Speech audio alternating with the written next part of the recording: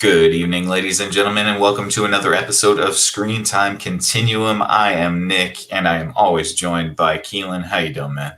Really good, really good. Can't complain. How about yourself? Not too bad. It's Wednesday, so this is Hump our day. this is our way of getting through the week. Thank you guys for listening. We really appreciate you. Today's episode is going to be a little bit away from what we were going with last week. We want to touch base on something more current. Obviously we don't want to hit you guys with Game of Thrones recaps every week, so we want to mix it up a little bit. This we decided to, since it's a fresh show relatively, we decided to step into WandaVision on Disney Plus. We got through the first two episodes, which I believe were given out as soon as it came out. So that's the first two episodes everybody got to see for the first time. Subsequently, there are two new episodes that we need to catch up on, and we definitely will. But for this current Screen Time Continuum episode, we are going to only talk about the first two episodes of WandaVision. And I actually haven't seen the other two episodes, so we're going to do a little speculation as well. We don't know everything, so if there's, if you guys know, we have to apologize, but we might be doing some wild theory crafting here. But yeah, man. So Keelan, do you have any first initial, comments that you wanted to start with before we get into the wider conversation? Right. Well, first, let's start with, I didn't see a WandaVision or a Wanda and Vision show coming in any way. I remember did that ever happen? Was there a Wanda movie? There was a discussion about that, right? I don't know if they're actually, I mean, possibly. They've always wanted to do something. I know that they wanted to do Wanda in something, but I think that this is the iteration that they chose. Instead of doing a movie, they wanted to do a TV show. And that's why I brung it up, because that was the part that got me. I didn't expect a show. Right. I expected a movie somewhere, but then it became a show. And my initial expectation, my initial thoughts were, that's not going to work. That was my initial thoughts. This is not going to work. It's a little obscure. I mean, the characters aren't exactly, this isn't Iron Man and Captain America level Marvel characters. I mean, exactly. It seemed as though there wouldn't be very much room to play in, especially after, Infinity War, where Vision is basically destroyed. So I think that probably gives us, it's our first indication that something is going on in this show. Yeah. Right. So from there, that was my first thing. I thought about all of that. That's why I brought that up first. And I really sat, and I think I gave myself about 30 minutes or so, maybe 20 minutes of really contemplating, like, okay, what was and looking at things on YouTube, just thinking like, what happened with Wanda and Vision? Like, how did that go? And so what I first thought was, whatever's going on here, before I watched anything, I automatically was like, okay, maybe this happens inside of the timeline of Endgame, like that period of time where nobody knows where they're at. Or they've gone back in time, or they're in some I had a bunch of ors, and I was leading in. And I was like, or they're in like some kind of a stasis, thinking of the world, the environment we're in, the kind of people we're around. And that automatically all just played into my head. So going in, that was my first thought. And then when I saw the first trailer, I was a little confused, but I got Pleasantville vibes. And that's when I got interested. Yeah, major Pleasantville vibes. That's for sure. And basically through the first two episodes, we were introduced to kind of what at least the two episodes I've seen are going to be about, or kind of the sort of theme of the 50s sitcom. The first episode I noticed relied heavily on Lucille Ball. Yes. And I Love Lucy. I got major I Love Lucy vibes from the first episode for sure. I just want to say thank you to whomever had that decision. That was great. Stylistically, it was actually kind of cool. There's something I was reading or writing my notes. I was like, there's something kind of charming and romantic about that sort of 50s sitcom, like Right. wholesomeness almost, where Right. it's like there isn't a, like, you know, obviously for as problematic as the era was, there's still like this sort of like veneer of perfection that, I don't know, it's weird to explain. It's like you know, it's not as, it's only surface level, but it's still pretty to look at, you know. Right. Well, that's where I liked it. Is I got a lot of Lucy. I also got a lot of Bewitched, which is Mhm. interesting how that played from episode 1 to episode 2. Right, yeah, I noticed that too. Right. And so in episode 1, I liked the mixture, but then there was also this I couldn't really put my finger on it, but it was the interactions that Vision had at the job that reminded me of another show, kind of like workplace related, and I couldn't really put my finger on it. But maybe they Yeah. just did that good of a job, and maybe it's this show creating a memory already, right? Right. Yeah. Well, they definitely pay homage to a lot of these like classic sitcom tropes. Mhm. So in the first episode, you have this like mystery around a date that Vision and Wanda have on their calendar, right? And Right. it's marked with a heart. And you know, one of the first indications that you kind of like that something's not right here is the fact that neither of them can remember what the heart means on the calendar. And Wanda so and Vision can't remember something. right, yeah, which makes it, and you know, even Vision in the episode makes like an allusion to that, like, oh, I never forget anything. It's literally impossible for me to forget things. So it's like, so how do you guys not know what today What's is? going on? Yeah. And they do a really good job of like balancing between like, okay, this is going to be a hint that something is going wrong, but it's also like you can excuse it as just being an homage to the sort of classic sitcom trope of forgetting a date. You Right. know, like that's a very classic trope where it's like, oh, is it our anniversary? I forgot our Right. anniversary. Oh no, you know, then like, you know, one of the spouses has to go all out and do something to, you know, like pretend like they knew the anniversary was coming the whole time. Right. Um, And I thought that's where that was headed. I like where it went, but I thought mhm. that's where that was headed. And what I thought was interesting, because I was wondering how Vision's face was gonna work in that environment, right? Oh yeah, yeah. And I'm gonna be straight honest from the gate. I did not consider yes, Vision is a Caucasian male. Mm. I don't know why I was expecting them to be an interracial couple somehow. I was like, what are they gonna do? Well, How are they gonna technically, he's like a maroon color with some teal and some well, other right. stuff. And, So and you that's what I know, mean. With him yeah, being a robot or yeah, a sentient side, entity. yeah, android or whatever. I guess you would He's call the same thing Ultron is. Let's put it it. that way. Right, right. That so it threw me. I was kind of like, how are they going to go with that? So then when it Yeah. went that way, what I thought was very niche, I thought was very I want to say cautious in a sense, as to not have to explain too much but give a little bit of mystery. Mm. Those European tropes, Oh yeah, yeah, yeah. like Of like course. he picked that up quick, and I was like, I like what they Yeah, did there. yeah. Because Well, there has to be something that makes them stand out other than their quirky attitude, right, their right. quirkiness. Of course, yeah, and they kind of play into the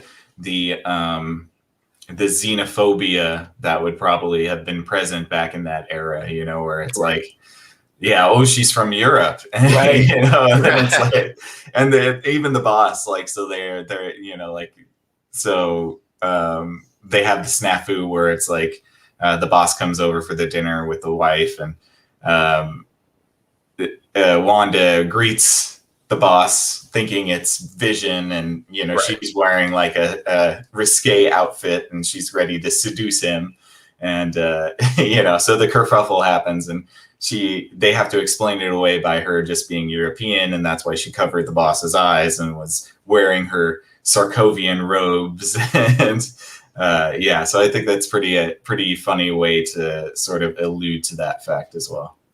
Yeah, I thought it was really good. And so from there, then it was after he leaves that friend interaction, that hello neighbor, that's every single I don't think there's a sitcom in time or any type of a show throughout time, even superhero movies have it. Your rom-coms have it. Sitcoms have it. Love stories have it. Shoot, soap operas have it. Yeah. You know, there's always that hello neighbor moment, and you never really know if it's going to be that hello neighbor would become best friends or hello neighbor, oh my God, here comes the antagonistic character. Right, right. And that's Agnes, right? Right, that's Agnes. And I personally loved Agnes's character. Yeah. She's really good. I love it. Yeah, and so she's so hammy. I just love the like, yeah, you know, maybe you should do that for my husband. You know what I mean? It's like those very like cheesy sitcom jokes that they used to do. And what I also caught was how everybody was very aware that no, you fit the you stay the line basically. You fit the mold. You do what everybody else is doing. Hey, they laugh, ha ha ha. Yeah. Oh yeah, for sure. Say it at the same time. Yeah, I kind of like the way that they have this like tongue-in-cheek sort of critique about the social dynamics back in the day. You know, right? I don't want to jump the shark too much, but there's a there's a Stark toaster commercial in this. Yes, and yes. That was my next. That was actually my next go-to, and then I was going to go back to Agnes. Yeah, it has one of my favorite lines in the whole series so far, which was that? It was, are you? Wait. Is your husband tired of you burning his toast? Oh yeah, I caught that. And I was like, wow. When they're selling the toaster, it's a very tongue-in-cheek sort of commentary about like the kind of the misogyny that happened back then, and you know, like no, that part I got. What the part I didn't get was, so how did they toast if it were burning? Like, did they have to lift the toast? Like, there wasn't a timer on it before then? Maybe not. Yeah, maybe in this universe there was no. That was the first timer-operated toast machine. I don't know if I'm showing my age with that or what, but I was really blown away. I was like, so toasters didn't always have timers? I guess not. Yeah, maybe they didn't. I don't know. Maybe you just pan fried it or something too. Who knows? Oh, that's terrible. Oh wait, okay. See, you said pan fry, and I remembered the oven has a broiler. Yeah. Never mind. There's many ways to toast a piece of bread. Certainly. But yeah, no, that I thought that commercial stood out. I like how you picked up the line from it because I didn't even really. I heard the line, but I didn't pay much attention. But I picked up heavy, like there's a Stark Industries commercial.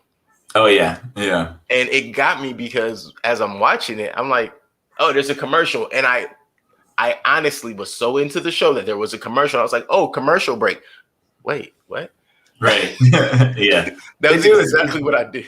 They do a pretty good job with that, you know, like making it feel like that classic sort of TV sitcom show. I mean, like even the aspect ratio on the TV is fit for a box TV. So like I'm watching it on my TV and it's cut on the sides. So it's just a box. Yeah. And so it makes you feel like you're watching like an old style TV. And that's why I like, okay, wait, I'm not going to say that yet because I'm way too ahead. But yeah, no, I totally agree with the way the angle was shot, or at least the screen layout. That's what that was, the screen layout. So two things I picked up character-wise. One was about back to Agnes. Agnes was like the Lucy to Wanda's Ethel. Oh, yeah. Yeah. I thought that was amazing. Like, I'm not sure if they did that intentionally or if that was something that just came by way of how they were trying to stay in the era. Yeah, I think it's an homage to like, I mean, like I would even say like the Ethel in the sense that she's more of the straight-laced neighbor and, you know, Lucy's the one that's getting into all the kerfuffles. But there was something about Agnes, and I don't know if I think this was in this. Oh, this was in the second episode, so I'll have to wait because we need to get to the boss's dinner party. Right. So to the boss. So right. So the heart on the calendar. Vision finds out. I was like, damn, did they ever call him anything other than Vision? No, even his boss. Everybody just calls him Vision. Yeah, Vision. And I'm like, nobody thinks. I thought that nobody thinks Vision is an awkward name. No, Vision, and technically his name would be Vision because her name is WandaVision. Right. Yeah. Well, and of course, you know, like this. So yeah, we're finding out more and more that there's something very strange about this whole situation. Right. And So Mr. and Mrs. Vision. yes, And so we find out as Vision's boss. Sorry, shirt started. I'm like, why's my tag back here? So Vision's boss comes out and he's like, "Oh, are you ready for tonight?" And that's when we find out what the heart is about, because Vision's boss's name is Mr. Hart. And what I thought was interesting wasn't so much as, Mr. Hart or anything that really happened at the office. That was all really, like I said, it reminded me of another show that I can't really put my finger on, but it was really blasé still. It didn't settle. Like there was nothing to add to the storyline other than figuring out what the calendar time meant, right, or the calendar mark meant. But then we fast forward and realize that Mr. Hart's wife is Deborah Rupp, and yeah, I thought that was dope. She's like, always perfect for that yes. role. Yeah, I just hope that they are, or at least she is somehow recurring. I hope but so. if not, hey, Yeah. great cameo for the opener, right? Yeah. I mean, I'm sure she'll come back. She was at the talent show, I believe. Okay. Oh yeah, because she would be in the town. She is a member of the town. Yeah, you're right. Yeah. Okay.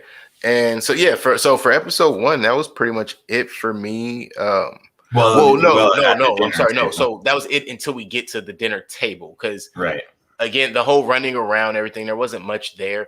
Well, one thing, I love how there's 2 things.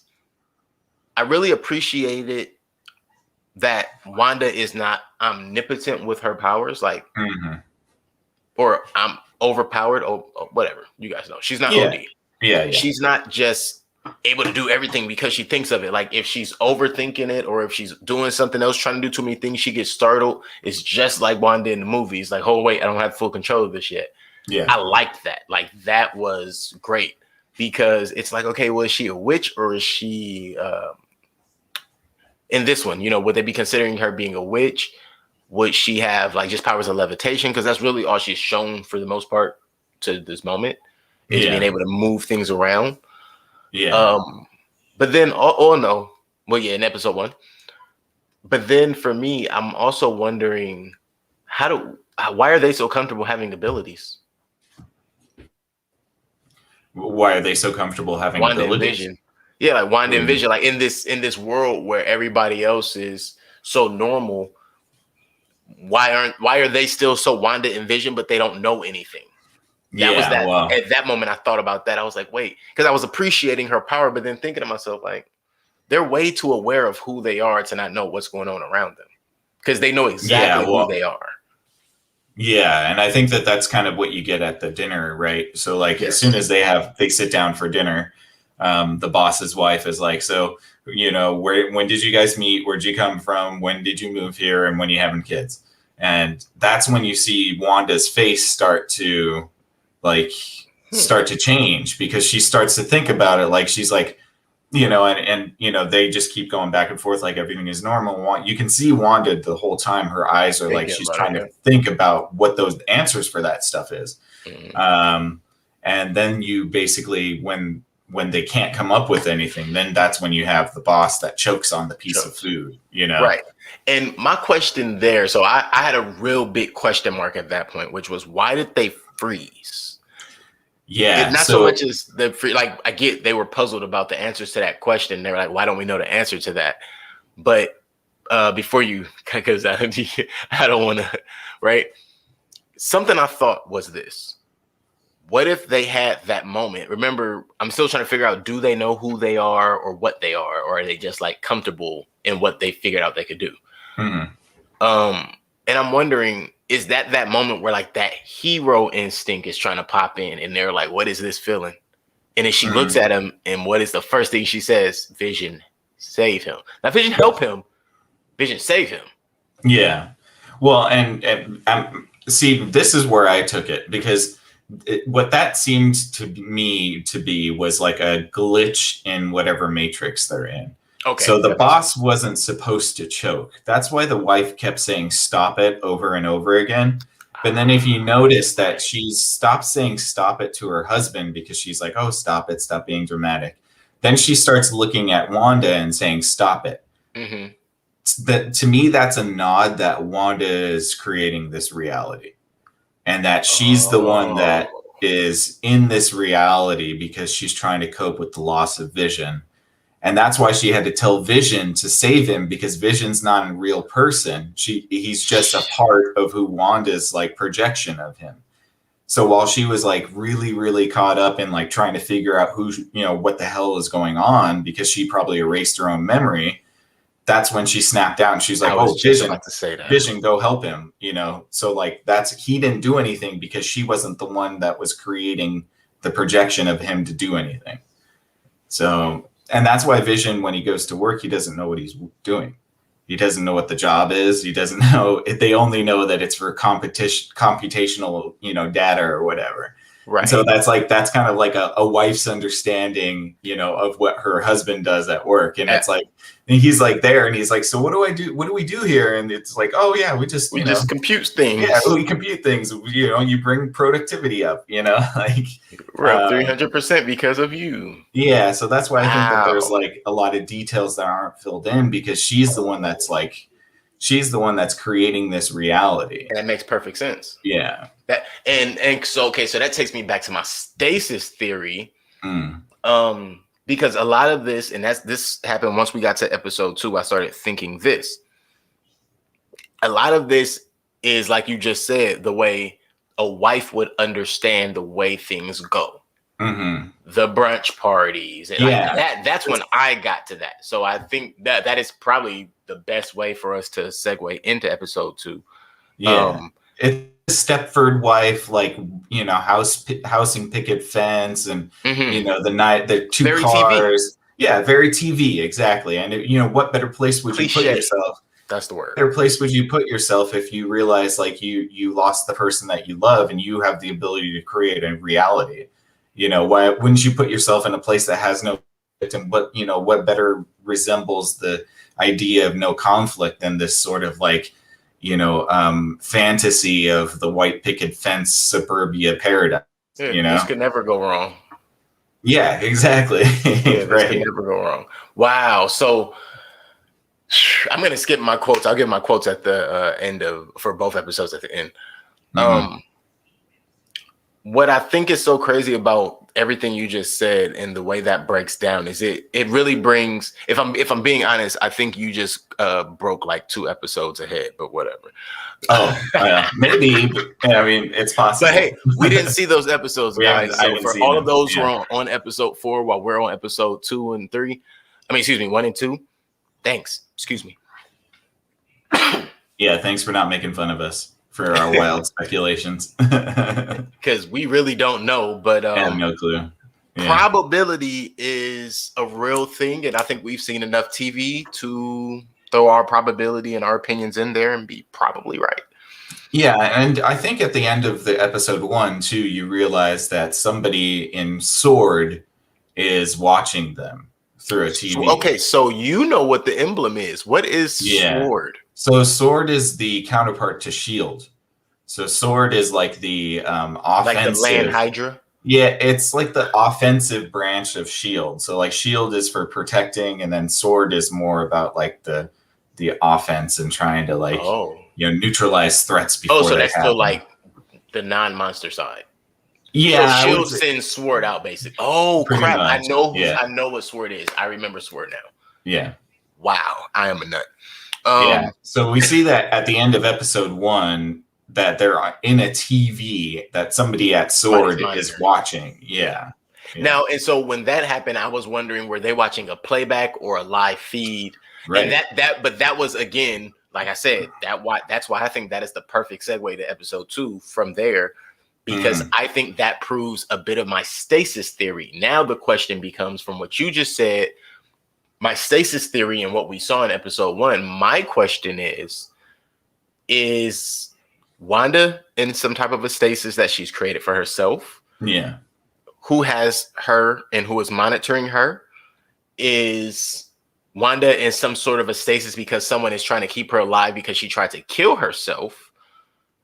Or did Wanda somehow try to save Vision, kill herself, leaving herself in some type of a limbo, and she is somehow stuck maybe inside Vision, which is a dead or a non-living being because he doesn't have the stone anymore. And from there, she's stuck I guess that wouldn't really be a limbo, but she's kind of stuck in what would be his body, his brain. You get me? Yeah, I think it's the other way around. Honestly, I really think that No, your way makes way more sense. I think she's grieving with the loss of Vision, and she's like, after the whole events of Endgame and stuff, she decided that she wanted to spend the rest of her life in this sort of like reality that she creates for herself. Yeah. No, you're absolutely right. I want to, see if I can try to come up with something other than that. Because and maybe Sword logical. Maybe Sword is like helping her facilitate that. Maybe Sword is keeping her body like in the stasis that you're saying, like, because there is something outside. For sure. We know that something's going on outside. So technically, Wanda would have a body in the outside somewhere that's being held by somebody. Who knows? I don't know who's. It could be Sword. It could be somebody else. Yeah. I don't want to know. Yeah. I know how these things go. Listen, by the time we get halfway through this season, which I hope is at least 12 episodes. Probably going to be 8, Yeah, I know for a fact it's going to be 8. They always do that. Yeah. But by the time we get halfway through this season, I think the only question we're going to have left is, so where's the real Vision?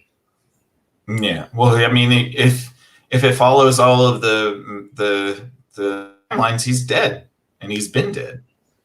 So but maybe he's not human. That's true. He could be replicatable. Maybe she's inside of one of Tony Stark's techs, like one of computers.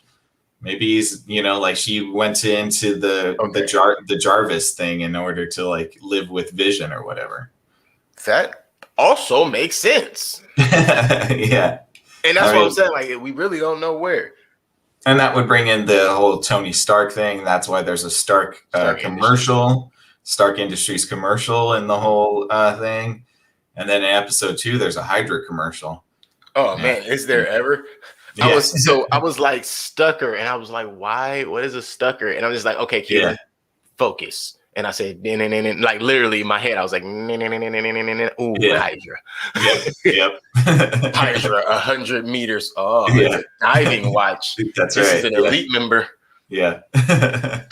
But I also think it's interesting, and I think it's interesting that the people that had the most effect on Wanda, which were Stark and Hydra, don't have the jobs that they have in the real world in this fantasy. Stark makes appliances, and Hydra makes end watches. You know what I mean? Well, didn't Stark already make appliances before? Like, and so that was okay. So really quick. So the Stark thing made me think back to Agent Carter and that time, that era. Again, take me back through the era of the Lucille Ball and the Bewitched and all of those. That's the same era in which those shows came out. Yeah. So that I was questioning that a bit. Yeah. Because that could be, maybe it's not Tony, but it's his dad. Yeah. Well, and there's a theory floating around, and I'll just bounce this one off of you because we had mentioned earlier that Agnes is kind of suspect. So when Wanda hears something outside of her house, she hears that thump, right? And she goes outside and she sees the helicopter that's in color.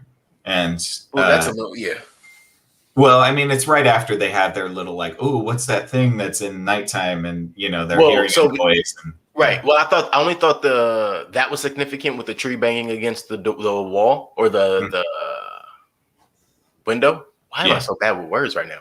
But with the tree banging against the window, not so much because of that. And I do see how that set up the second event with the helicopter that you're getting to. But I thought that was significant to the intro change. How we were saying in episode 1, it was kind of like a little Lucy, a little Bewitched, but it was just the whole era. This is way more Bewitched. The second episode, and that's what I wanted to do. I Dream a Genie too, and right. So it was the I Dream a Genie moment was when the beds come together and then they become one. Yeah. Well, and I was wondering maybe the pounding, because it's interesting. Like when you hear the noise, it's much more loud and crazy, and then all of a sudden they open the window and it's just a tree branch that's like touching the window, and I'm like, well, that didn't make that sound. I said maybe maybe there's somebody trying to penetrate wherever Wanda's body is. You know, like I think maybe for sure. she's being held somewhere and there's like a rescue team trying to come after her or something. Right. Or it could be, to our theory, it could be them trying to wake her up. Yeah. And yeah. remind and let her know, hey, you're doing this. Hey, Yeah. wait, here's the peppermint snap under your nose. Wake up. Yeah. Yeah. Totally. That type of a deal. And so, like you were saying, so then to the helicopter as well, because that's pretty much my very first one. We, you know, the talent show we'll get to, right? Oh yeah. Yeah, that's fine. But what I took from the helicopter being in color was that, again, she is somewhere, she is aware. Mm-hmm. But of course she's aware because she's Wanda. Yeah. Yeah. You know, it's like, matter of fact, let's talk about that. Is anybody stronger than Wanda, technically? Yeah, I'm going to do it in that voice. Is anybody stronger? Well, I mean, you have the House of M storyline where basically she rewrote the entire Earth's like reality. You know, so I don't think so. Not at this point. Yeah. Right. I'm like, and Franklin Richards is like, what, 40 years from now, 20 years from now? Yeah, and he's not even playing in the same game anymore, or not at least even close. Yeah, and that's what. And by the time he does, she's out of the game and not trying to mess with nobody. She's in fact written herself out of the game. Right. So no, I mean, helicopter. She finds the helicopter, and like, what was interesting to me is that it's Iron Man colors, right? Is what and it's the color. And it's a sword helicopter. It had the little sword emblem on it. So the sword part, again, I didn't understand that at first. I was really trying to figure that emblem out, but I did catch the Iron Man colors. I'm sorry. And I like how all of those things pop out, like they aren't hidden. Yeah, for sure. And it really made me wonder, like, how are those correlations going to come together? Because immediately, as soon as episode 2 got going, I was like, oh, I see where episode 1 and episode 2 connect immediately. Right. Yeah. Well, and I'm wondering too, maybe like there was a helicopter crash outside of wherever her body, is. And I think it was just a landing, even if it was just Tony walking through in the suit. Maybe, yeah. Maybe there's a helicopter is coming to try to save her. But you know, as soon as she kind of like sees the helicopter and she's starting to freak out a little bit, Agnes pops up out of nowhere. And this kind of gave me my first indication that maybe Agnes is in on this whole thing, because she seems like a character she seems like she is the most comfortable in this reality. Yes. Than anybody else in this whole reality. And it's like, to me, that makes me a little bit suspicious. And there's this, you know, I don't know if this has already come to fruition, but there was a speculation that she might be tied to Mephisto somehow in the comics. And it's the reason I say that is because when she gives Wanda her rabbit, right, the rabbit is named Senior Scratch, and now then one of the nicknames of the devil is Old Scratch. Oh shoot! So I think possibly she might be either working for Mephisto, or maybe that's just a Easter egg sort of nod out there. Yeah, nod to him. Right. Because the I don't know why. Oh, whoa. And maybe she made a deal with Mephisto to go into this reality because she wanted. That's plausible. Yeah. Jeez, there's so many ways this could go. That's extremely possible. That's so possible. I might have just my heart. Hold on, let me check. Okay. I got a little startled for it there. And maybe, you know, Agnes is the one keeping an eye on her to make sure that she fulfills her bargain. And maybe the bargain is for the children. For the children. Yeah. Maybe that was maybe Mephisto wants Wanda's child. That it just kind of came up with off the top of my head because I was like, I remembered the for the children thing, and like obviously that was very strange too. That was super strange. It happened way too many times. It did. Mephisto would definitely want a child. Okay, wait. So sidebar, non-WandaVision, but still a show. There is a show on Netflix.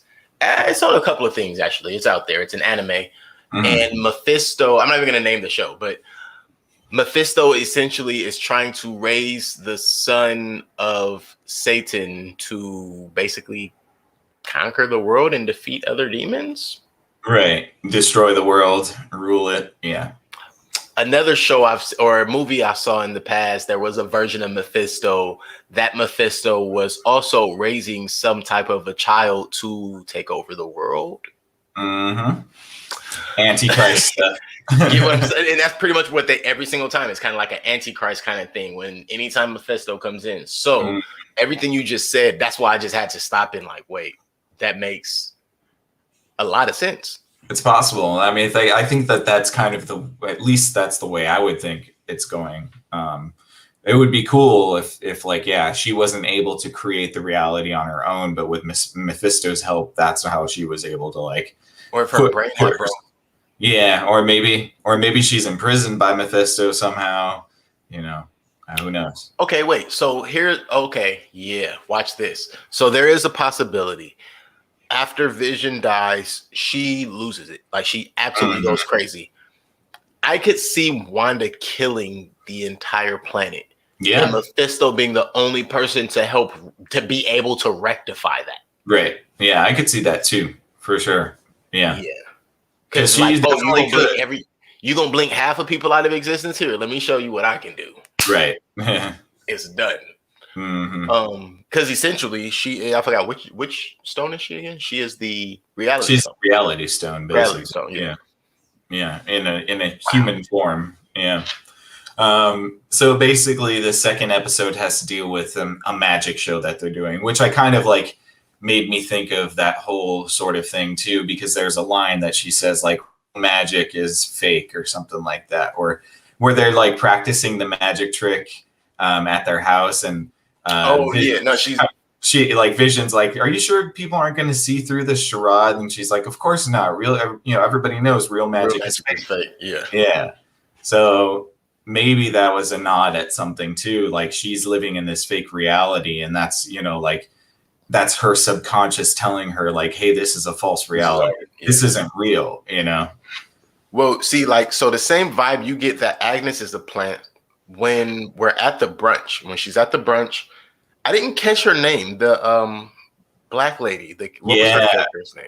I don't know. I don't think they gave a name for her. In fact, I want to say it started with a K or something like that, but I couldn't tell. I can't remember off the top of my head. But yeah, she's actually in. She's one of like she's in the MCU already. She's like a daughter of like Peggy Carter's best friend or something. See, so that takes me back to the era. That takes me back to the timing. Right. That takes me back to the timing. Yeah. Okay, so she is. That's why she looked a little familiar because she's in Agent Carter. Yes, she is an Agent Carter. Okay, that's why she looked familiar. She might have been a part of the rescue party that was trying to get Wanda out, and somehow she got absorbed because when they're at the brunch, she seems to be very bewildered by what's going on too. Like she doesn't seem like she's like, why am I here? Yeah. Right. Yeah. Oh, okay. So yeah, it's very possible that Wanda could have there we go. Now we understand. Wanda is pulling things in. Wanda pulled in the helicopter. Yeah. Wanda pulled her in. She wasn't there originally. Right. But I don't think she pulled Agnes in. I think Agnes is a plant. I think you're absolutely right that Agnes is a plant. And so what I wanted to you already explained, because I was very curious as to why Agnes gave her a bunny. I don't remember her asking Agnes for the bunny. No, she didn't. And that's why I paid attention to the name Senior Scratch. And I'm like, well, Old Scratch means the devil. Mm-hmm. So maybe that's just like an Easter egg sort of thing. Yeah. Okay. So then we get the brunch and the community meeting with Vision and the boys. Oh, yeah. That was funny. I mean, it was a good moment. But then the gum thing, when he had the gum, I was like, don't take the gum. Don't take the gum. Yeah. Very slapstick, classic slapstick. Right. And so do you think anything was huge about the community scene or anything worth noting from there? No, that was just kind of a lighthearted thing. I think a lot of the stuff that happens with Vision is like the program running smoothly. You know what I mean? It means everything's going okay. Yeah, like Vision's not going to be in a situation where he's like the one going like, "What's going on here?" Because Vision is like a part of the illusion.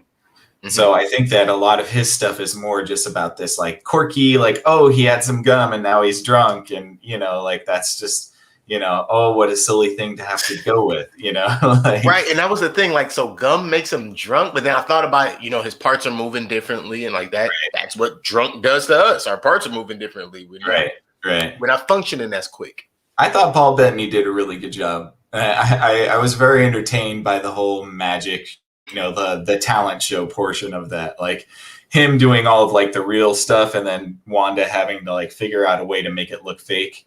Right. I enjoyed that. That was good. That was very cool. I thought that was better than what they originally planned, because I was like, oh, that's going to be weak. But when the way it played out, I thought was great. Yeah. And so that was again. Well, so before we got to the talent show, there was that radio moment with Wanda at the end of the brunch where she's talking to the other lady, and she asked her, "Who are you?"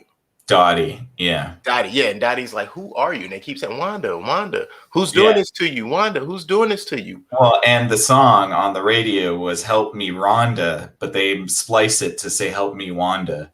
So it was the Beach Boys, "Help Me, Wanda." I was trying to catch the song, and I didn't catch that. Yeah.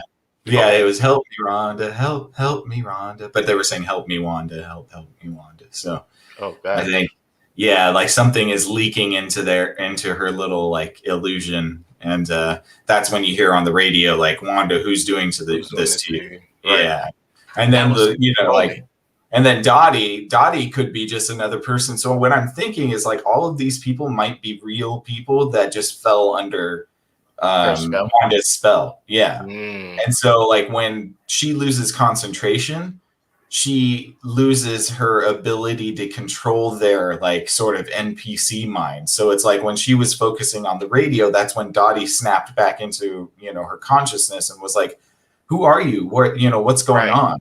Right. Just like the boss's wife, when he's choking, she kind of like snaps out of it and she's like, stop it, stop it. She's telling her to like cut it out. Like, this needs to stop. Yeah. Right.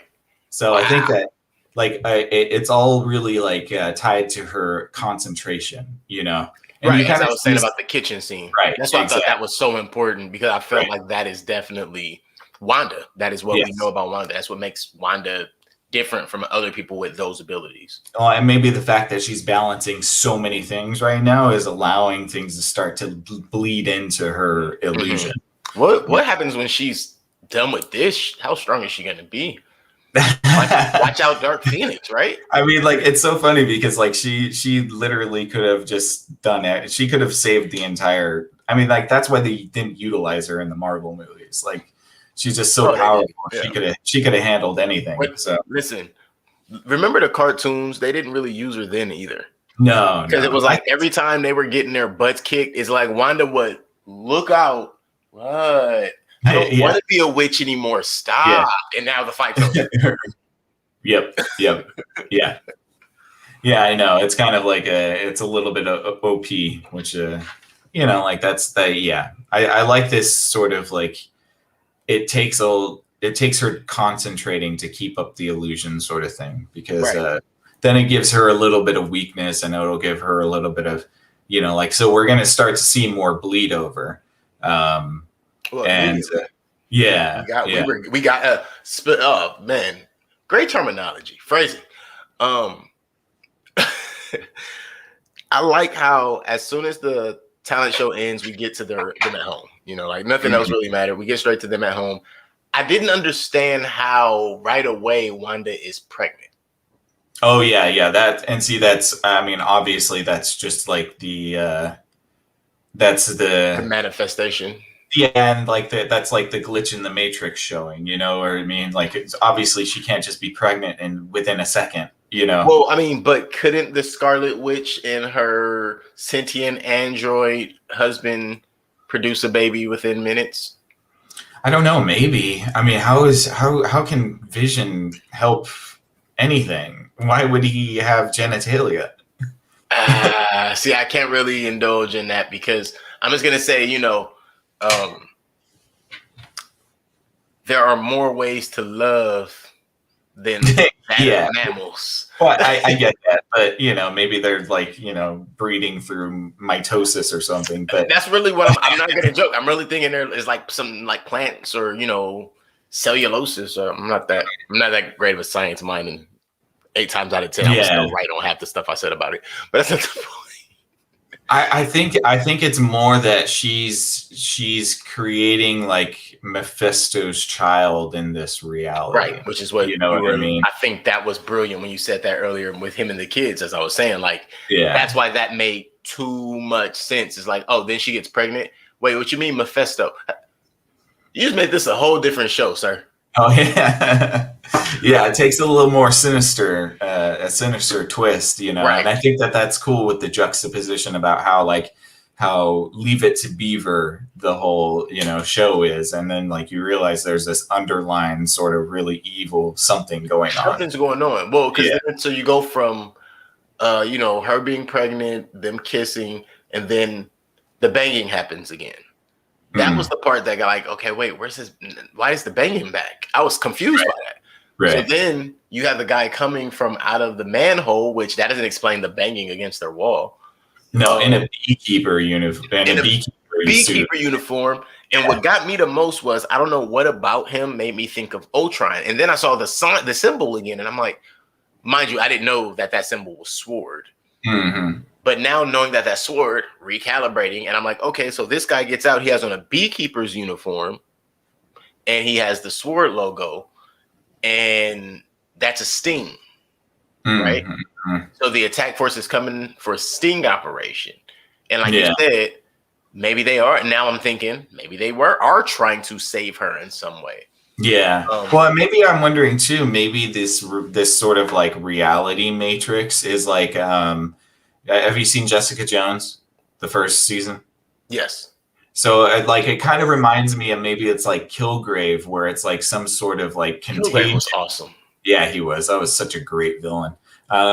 Where it's like a contagion almost. And so like that guy's wearing like this hazmat suit so that her like illusion doesn't affect him. Yeah. And that's how he's able to like, so maybe she's like in this sort of like monitored, like, simulated facility. Yeah.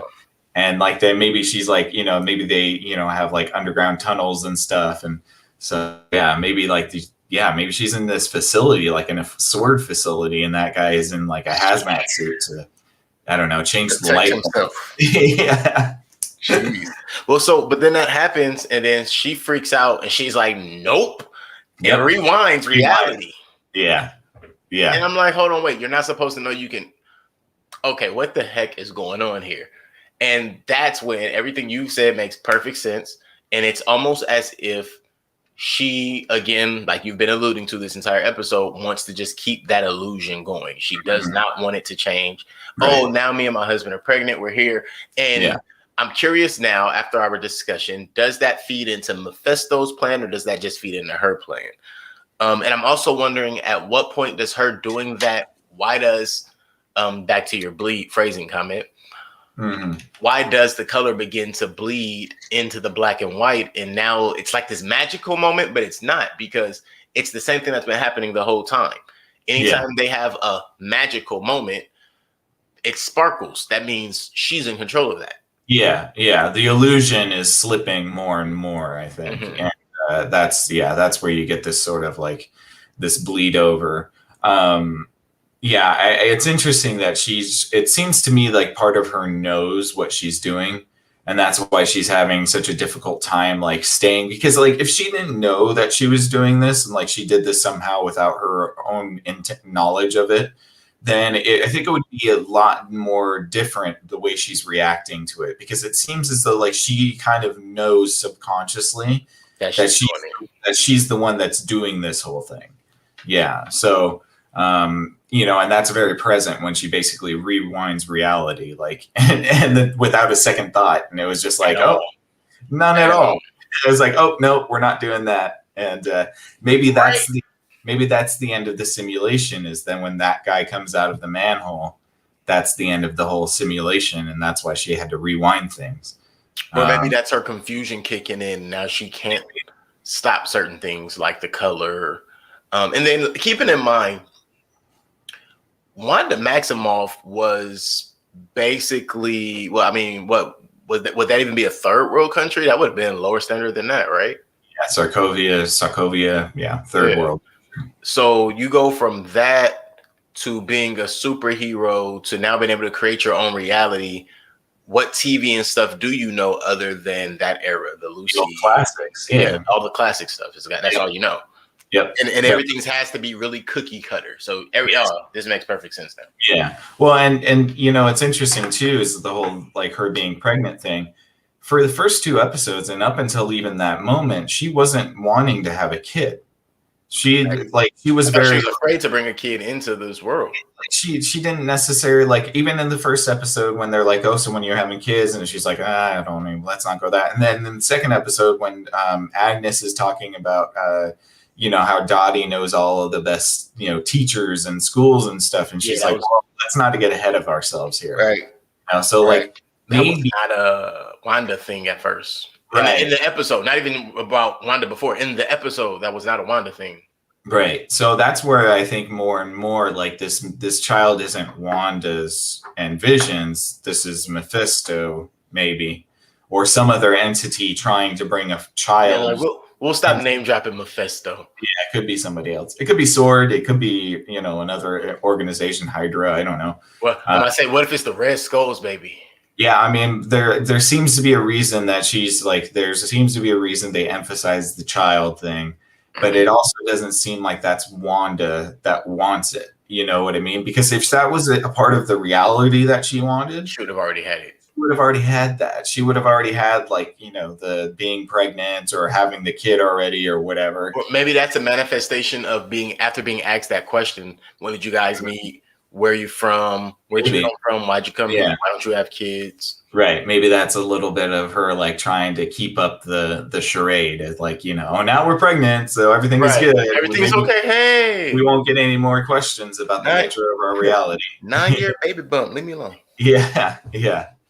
Yeah, man. I think I'm digging it so far. I think it's very cool. I like the Pleasantville sort of surrealist, like Twin Peaks Pleasantville sort of feel to it. It's very good. I really think that the homage is great.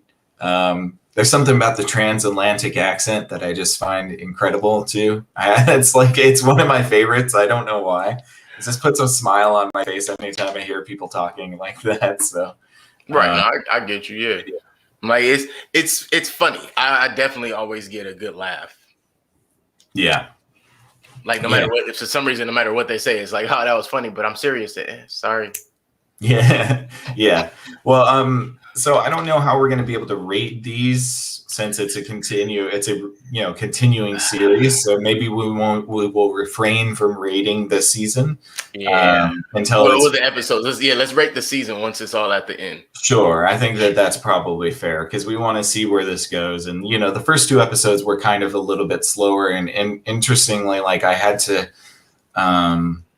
watch them. Like that's probably the third time I watched the first two episodes just because I knew I was missing so much just by being like dazzled and amused by the, the very obvious tropes and stuff. I wanted to be able to find some of the Easter eggs. So I have a feeling like more, like each episode's going to have a lot of stuff to kind of comb over. Right. So yeah, we'll do our season end review, and that's when we can kind of give it a number grade. But what are your overall thoughts so far? My overall thoughts is it's good. It's going to get better. It's going to get a lot better. Mm-hmm. My expectations are kind of high now. I also wanted to add my one quote that I took away from this that I thought was really cool. Oh, yeah. When they had the moment at the calendar when they finally figure out what it is, and he's like, oh, I just abbreviated it because, and she's like, you move at the speed of sound and I can make a pencil move through the air. I don't think we need abbreviations. Yeah, that's fair. Right. I mean, it's true. I don't know why they even need to, that he never forgets anything. It's impossible. So, yeah.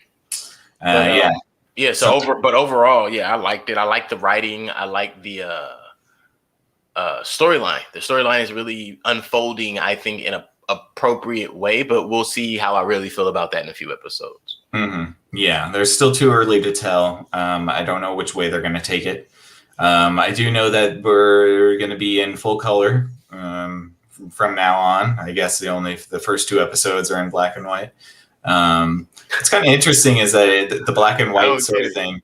Like I actually don't really mind black and white all that much. You know, Like that's I what I mean. feel like my imagination fills in the colors for me. You know? Right. I didn't get why why it happened that way. That's kind of why I was really like, what was the point? What was the purpose? Yeah. But I like that they did it if they were gonna begin having it in color from that point. Yeah, me too. But and it's interesting too is that I forgot to mention that all of the times color bled into the world, it was red, which is the color of the reality stone and her magic. Oh wow, So, red and yellow are the colors of the stones. Yeah, You're right. Jesus, yeah. Iron So Man. there's a lot of little symbolism going on. I didn't even think about that the whole time until you just said that. I really thought about Iron Man during the thing though. Me too, for sure. I enjoyed it. I think I really like the nostalgia. I really like how tongue in cheek it is. It's very like on the nose about some of the tropes, and I kind of enjoy that sort of. It's a little corny, but I like that. Like it's supposed to be. Right. And so I'm really enjoying it so far. So I can't wait to review the next 2 episodes. I think we can do episode 3 and 4 the week after next. Week after next. Yeah. Because I think they're only 30 minutes anyway. So we could probably do 2 episodes at a time for sure. Yeah, for sure. But next week, we're going to be doing season 3 of Game of Thrones. Oh, snap. So I hope you guys stay tuned for that. That one's going to be a long and fun episode to talk about. So please stay tuned for that one Wednesday night at 8 p.m. And if you enjoyed this episode, please leave us a comment, leave us a thumbs up, leave us a subscription on YouTube. We would very much appreciate it. And any constructive criticism you might have for us, we're more than willing to listen. Thank you so much for listening, you guys, and be sure to catch Keelan's podcast, If Numbers Could Talk, Tuesday nights at 6 p.m. And if you are a fan of Exofathom, we are on Monday and Friday night at 8 p.m. So other than that, do I have anything else? Do we have anything else? Take care of yourself, take care of your loved ones. In the middle of all this stuff, guys, hey, just make sure you're taking care of yourself. That's all I'm asking everybody to do, and I'm gonna continue to ask that. Yeah, that sounds good. Be good to each other, you guys, and we will catch you on the next Screen Time Continuum. My God, I can't speak either. What's going on today? It's the world. That's what I'm telling people. Take care of themselves, man. 2021. The Earth is moving faster, and I'm still in the same position, so it's all right. Before we go, Keelan, let's give a little bit of a thumbs up for our thumbnail. All right. And that way I can put that as the thumbnail for our video. Oh, wait, do it again. I had it. Yeah. Okay, cool. Thank you guys so much for listening. We really appreciate it. And we will catch you next week. Good night.